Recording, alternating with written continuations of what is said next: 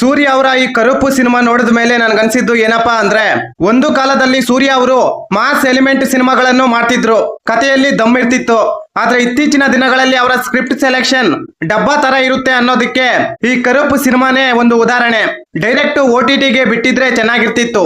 ಇನ್ನು ಈ ಸಿನಿಮಾದ ಕಥೆ ವಿಚಾರಕ್ಕೆ ಬಂದ್ರೆ, ಮುನಿಸ್ವಾಮಿ ತನ್ನ ಮಗಳಿಗೆ ಲಿವರ್ ಟ್ರಾನ್ಸ್ಪ್ಲಾಂಟ್ ಮಾಡ್ಸೋಕೆ ಚೆನ್ನೈನಿಂದ ಹೈದರಾಬಾದ್ ನಾಂಪಲ್ಲಿ ಸ್ಟೇಷನ್ಗೆ ಬಂದಿಳಿತಾರೆ. ಅಲ್ಲಿ ಅವರ ಚಿನ್ನವನ್ನು ಯಾರೋ ದರೋಡೆ ಮಾಡ್ತಾರೆ. ಕೊನೆಗೆ ಆ ದರೋಡೆ ಆದ ಚಿನ್ನ ಸಿಗುತ್ತೆ. ಅದನ್ನು ಬಿಡಿಸ್ಕೊಳ್ಬೇಕು ಅಂತ ಮುನಿಸ್ವಾಮಿ ಕೋರ್ಟ್ಗೆ ಹೋದಾಗ ಅಲ್ಲಿ ಲಾಯರ್ ಮತ್ತು ಜಡ್ಜ್ ಇಬ್ರು ಸೇರಿ ಮುನಿಸ್ವಾಮಿಗೆ ಮಕ್ಮಲ್ ಟೋಪಿ ಹಾಕ್ತಾರೆ. ಕೊನೆಗೆ ಈ ಕೇಸ್ನ ವಾದ ಮಾಡಕ್ಕೆ ವೆಟ್ಟಿ ಕುರುಪ್ ಎಂಬ ದೇವರು ಲಾಯರ್ ರೂಪದಲ್ಲಿ ಕೇಸ್ನ ಹೆಂಗೆ ಗೆಲ್ಸ್ಕೊಳ್ತಾರೆ ಅನ್ನೋದೇ ಈ ಸಿನಿಮಾದ ಕತೆ. ಫಸ್ಟ್ ಹಾಫ್ ಮುಕುಂದ ಮುರಾರಿ ಆದ್ರೆ ಸೆಕೆಂಡ್ ಹಾಫ್ ಕಾಂತಾರನ ಮಿಕ್ಸ್ ಮಾಡಿ ಟ್ಯಾಪೆ ಹಚ್ಚಿದ್ದಾರೆ. ಈ ಸಿನಿಮಾದ ಡೈರೆಕ್ಟರ್ RJ ಬಾಲಾಜಿ ಅವರು ಸೂರ್ಯ ಅವರಂತ ಆಕ್ಟರ್ ನ ಇಟ್ಕೊಂಡು ಈ ಪಾನಿಪುರಿ ಸಿನಿಮಾ ಮಾಡ್ತಾರೆ ಅಂತ ಅಂದ್ಕೊಂಡಿರ್ಲಿಲ್ಲ. ಪ್ಯಾನ್ ಮೇಡ್ ಸಿನಿಮಾ ಮಾಡಿದ್ದಾರೆ ಗುರು. ತುಂಬಾ ಲ್ಯಾಗ್ ಇದೆ, ಸ್ಕ್ರೀನ್ ಪ್ಲೇ ಡಬ್ಬಾ ತರ ಇದೆ.